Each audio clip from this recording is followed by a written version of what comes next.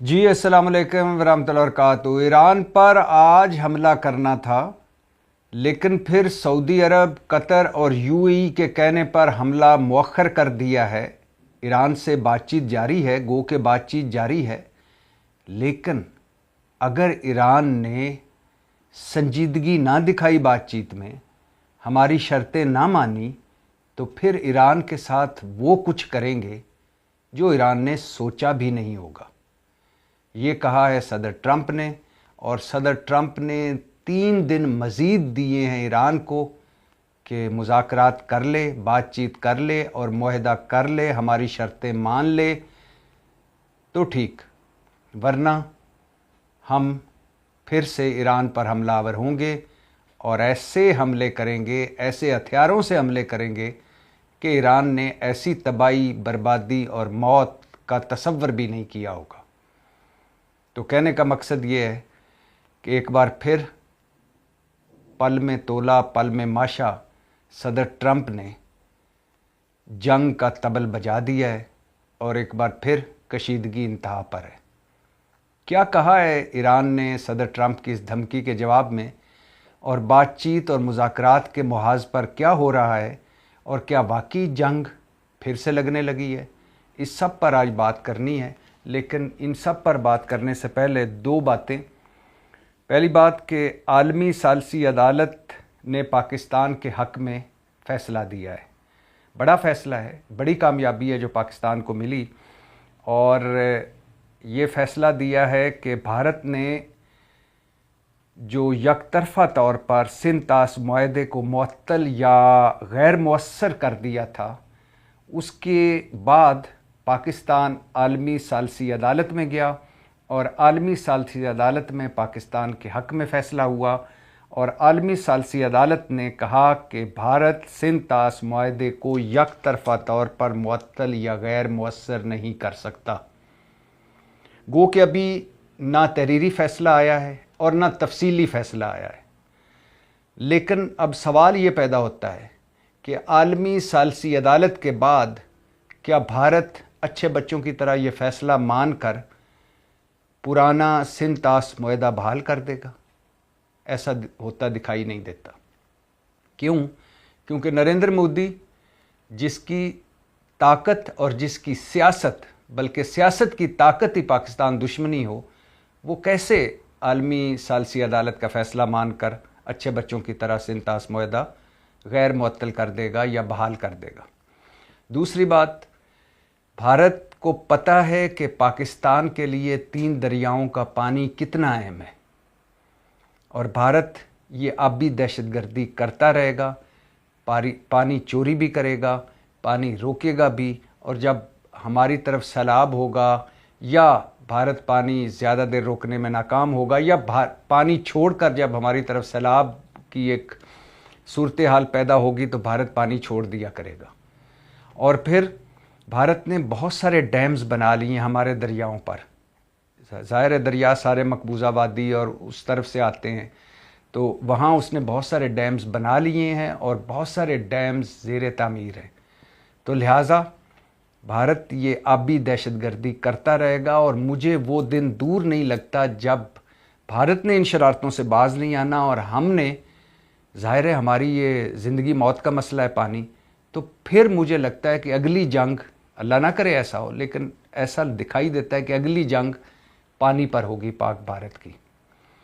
और फिर वो नरेंद्र मोदी जो तालिबान हुकूमत को कायल करता रहा कि दरियाए काबल पर आप डैम बना लें, हालांकि टेक्निकली नहीं बन सकता, लेकिन कायल करता रहा कि हम फंडिंग करेंगे, आप दरियाए काबल पर डैम बना लें और पाकिस्तान को दरियाए काबल का भी पानी ना दें, वो भला आलमी सालसी अदालत का फ़ैसला कैसे मान सकता है चुपचाप? तो बज़ाहिर अगर उसने मान भी लिया फ़ैसला, तो वो वही कुछ करेगा जो भारत हमेशा से पाकिस्तान के साथ करता है, शरारतें करना।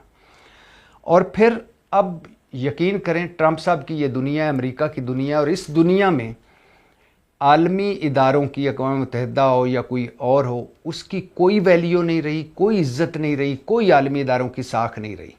ट्रंप साहब गए, फ़ौजी भिजवाए, वेनेज़ुएला के सदर और बेगम को उठाया اور اپنی جیل میں پہنچا دیا. کوئی عالمی ادارہ روک سکا؟ 2 مرتبہ جنگ مسلط کر کے تیسری مرتبہ جنگ مسلط کرنے لگا ہے ایران پر ٹرمپ صاحب. اور ٹرمپ صاحب نے نہ نیٹو سے پوچھا، نہ اپنے اتحادیوں سے پوچھا، نہ یورپ سے پوچھا، نہ اقوام متحدہ سے پوچھا، نہ اپنی کانگریس سے پوچھا، نہ اپنی عوام سے پوچھا. تو کوئی روک سکا کوئی عالمی ادارہ ٹرمپ صاحب کو؟ تو اب وہ دنیا ہے جہاں ایک بار پھر جس کی لاٹھی اس کی بھینس ہے، طاقت کا راج ہے. بین الاقوامی قوانین کی دھجیاں بکھیر دی گئی ہیں. اور پھر ابھی ایک زندہ مثال کہ عالمی عدالت انصاف نے نیتن یاہو کو مجرم قرار دیا نسل کشی کا غزہ میں. تو پتہ ہے جن ججوں نے یہ فیصلہ دیا نیتن یاہو کے خلاف، ان کے خلاف امریکہ نے کیا کیا؟ ان ججوں کے خلاف امریکہ نے ان ججوں پر سفری پابندیاں عائد کر دیں، یعنی اب وہ کہیں بھی سفر نہیں کر سکتے. ان کے مالیاتی اثاثے منجمد کر دیے ان ججوں کے. ان ججوں کو بین الاقوامی بینکنگ نظام سے آؤٹ کر دیا. Credit cards, on line services تک ان ججوں کی رسائی نہیں رہی اب. تو وہ جج جنہوں نے نیتن یاہو کے خلاف فیصلہ دیا، وہ جج اب ایک طرح سے اپنے ملک میں قیدی کی زندگی گزار رہے ہیں. تو یہ ہے آج کی دنیا، ٹرمپ کی دنیا. تو اس دنیا میں جس کے پاس طاقت ہے وہ وہی کچھ کر رہا ہے، کمزور کی کوئی سنوائی نہیں. تو لہٰذا فیصلہ تو بڑا ہے، پاکستان کی کامیابی تو ہے، لیکن مجھے نہیں لگتا کہ نریندر مودی اس فیصلے کو مانے گا. اور اگر بظاہر مان بھی لے تو کرے گا وہی کچھ جو اس نے کرنا ہے. اور جب عدالت کی بات ہو رہی ہے تو ایک اور بھی بات سنتے جائیے پاکستانی عدالت کی. ثنا یوسف قتل کیس، اسلام آباد کی مقامی عدالت نے ٹک ٹاکر ثنا یوسف کے قاتل عمر حیات المعروف کاکا کو سزائے موت سنائی ہے. اور پھر نہ صرف سزائے موت دی ہے بلکہ لواحقین کو 20 لاکھ بطور زر تلافی بھی ادا کرنے کا حکم دیا ہے.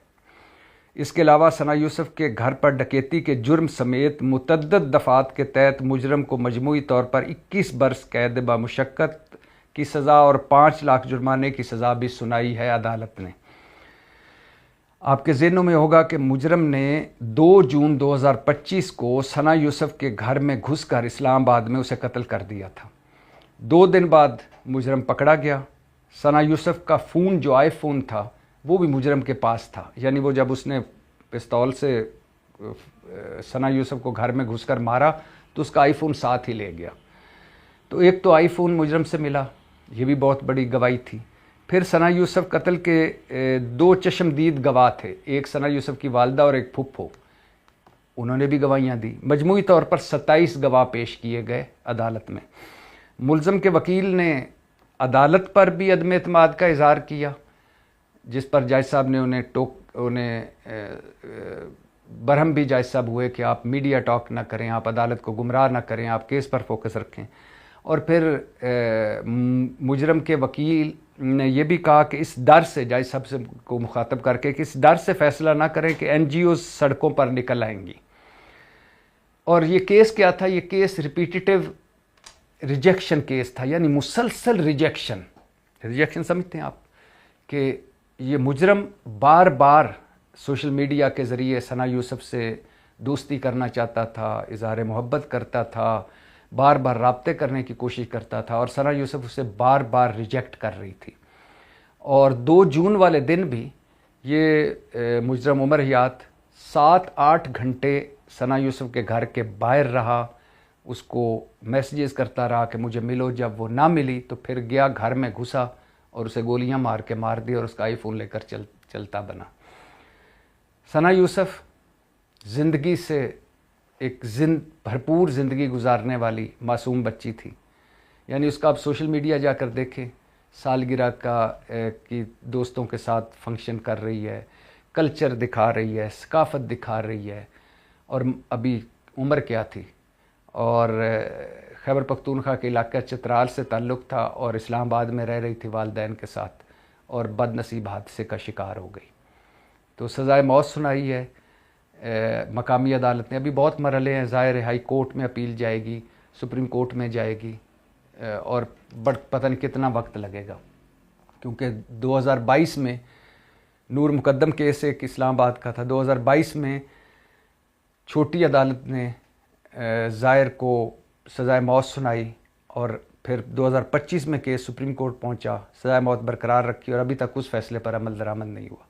اسی طرح پاکستان میں اکثر کہتا ہوں کہ پاکستان میں بہت سارے کیسز ہیں جو رجسٹرڈ ہی نہیں ہوتے۔ بچیاں اور ان کے والدین اپنی عزت کے ڈر سے تھانے کچہری میں جاتے ہی نہیں ہیں۔ جو رجسٹرڈ ہو جاتے ہیں ان میں بہت سارے کیس ہیں جو عدالت تک پہنچتے نہیں ہیں۔ پولیس میں نیچے ہی سوشل پریشر پڑتا ہے، اور پولیس اتنا بے عزت کرتی ہے بچیوں کے والدین کو اور خواتین کو کہ وہ ڈر خوف سے اپنا کیس ہی واپس لے لیتی ہے، سوشل پریشر سے کچھ لے دلا کے۔ پھر جو عدالت پہنچتے کیس، اور بہت کم کیس ہوتے ہیں جو چلتے ہیں، کیونکہ 2-4 پیشیوں کے بعد ظاہر ہے ایک جو جن کی عزت بھی چلی جاتی ہے وہ عزت بچا کے گھر بیٹھ جاتے ہیں۔ اور پھر جو کیس چلتے ہیں ان میں بہت کم کیس ہوتے ہیں جن میں سزا ہوتی ہے، جو میڈیا پر آ جائے، ہائپ بن جائے، پھر اس کی سزا ہوتی ہے۔ اور پھر بہت کم ایسی سزائیں ہیں جن پر عمل درآمد ہوتا ہے، پتلی گلیاں چور دروازے لوگ نکل جاتے ہیں۔ تو کوئی بھی بچی کا، خاتون کا کیس ہو، تو اگر ریپ کا کیس ہو، قتل کا کیس ہو، یا اس طرح کا کوئی ڈکیتی یا زنا کا کیس ہو، یا خواتین کو ہراساں کرنے کا کیس ہو، تو اس میں سب سے پہلے تو ریاست کو خاندان والوں کے ساتھ کھڑا ہونا چاہیے، مدعی بننا چاہیے۔ پھر مقررہ وقت کے اندر سارے سزاؤں کے پروسیجر مکمل ہونے چاہیے، district and session court, high court اور سپریم کورٹ، اور پھر مجرموں کو عبرتناک سزائیں ملنی چاہیے، تبھی یہ معاملہ حل ہوتا ہے، تبھی یہ کچھ رکیں گی چیزیں، ورنہ نہیں رکیں گی۔ ہاں، ایک لانگ ٹرم پالیسی، آپ اویئرنیس پھیلائیں، آپ شعور پھیلائیں، آپ ساتھ ساتھ تعلیم و تربیت کریں۔ اور میں حیران ہوتا ہوں کہ جو مرد یا جو عورت سے ہی پیدا ہوتے ہیں، ان کے گھر میں بھی عورتیں ہوتی ہیں، وہ عورتوں کے ساتھ یہ کرتے ہیں، یہ سوچ کر میں اکثر حیران ہوتا ہوں۔ خیر، ثنا یوسف کے قاتل کو سزائے موت ہو گئی ہے، اور 20 لاکھ جرمانہ بھی ہوا ہے، یعنی 20 لاکھ کہا ہے، 20-21 لاکھ کہ وہ لواحقین کو دیا جائے، اور 5 لاکھ جرمانہ ہوا ہے، اور 21 سال کی سزا بھی ہوئی ہے قید بامشقت۔ اب آتے ہیں اپنے اصل موضوع پر۔ ٹرمپ صاحب نے اپنی دکان لگائی ہوئی ہے، اور میں اکثر کہتا ہوں کہ جب تک اس دنیا کی بد نصیبی ہے کہ ٹرمپ صاحب جیسے لوگ جو ہیں وہ امریکہ کے صدر ہیں، ٹرمپ صاحب جیسا آدمی، اور ان کے ساتھ ان کی ویسی کابینہ بھی ہے۔ اور اب یقین کریں، ویسے میرا پاکستان میں تو کبھی جمہوریت آئی نہیں 78 سالوں میں، یہ ذہن میں رکھیے گا، پاکستان میں کبھی جمہوریت نہیں آئی 78 سالوں میں، اور جیونکیں چمٹی رہیں ہمیں، مفاد پرست، موقع شناس۔ اور ویسے بھی دنیا میں اگر نظر ماریں، اگر ٹرمپ جمہوریت کی پیداوار ہے، اگر نریندر مودی جمہوریت کی پیداوار ہے، اگر حسینہ واجد جمہوریت کی پیداوار ہے، اور اگر شہباز شریف جمہوریت کی پیداوار ہے، تو ایسی جمہوریت سے تو اللہ ہی بچائے۔